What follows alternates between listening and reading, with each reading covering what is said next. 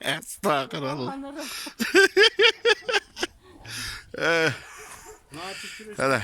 Kartlayıp kalganda çok göndürdüm de tey. Ha, Bir doğru. Ya canım.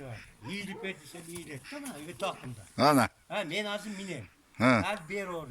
Ha. Kartlayıp kaldı. Gel mingiz. Hadi var. Yürü. Okay. Hadi ya. Hani gördün mü? Şördü de şöyle dedi. Şördü de var. Göndür koyamında. Ha. Ben hazır. Dedim oğlum, kartlayıp kaldım. Sen çöm hadi. Çöm degende özgeye. Tak çöm. Ana.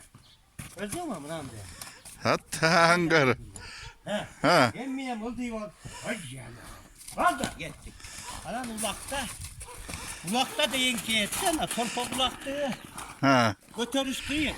Ha. Ulan da tek ulak olsa alışta takasında. Ha. Ulan tek ulak cirge çık kaldı var. Ha. O cirge vardı. Çak. Çak. Ayak. Attın taştayım bayrağı. Hadi. Bıyakcağından denk geldi. Ana. Ötü aklımda. Güzel be. Tek kulak catat şöyle. Ha. Hekkey! Hekkey! Hekkey de! Hekkey! Ya! Sinas geldi gitti. Sana.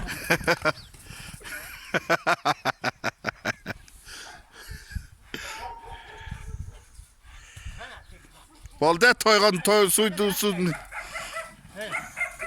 Lan da üstüne taştaydım da. Taşta korkmalaktı. Geçen üstüne rahattı mı? Anda cerge taştan.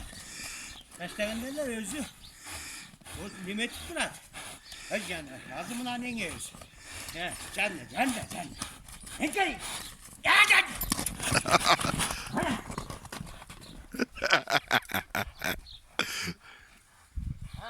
Kupkanattaki. O atike kaçırken.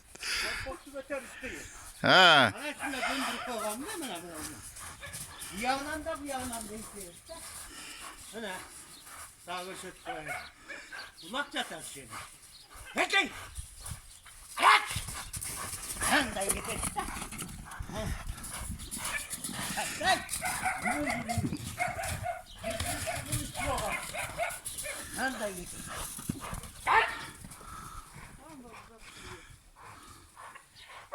Oğuz'u öte etti. Bir canın en kere. Ben buna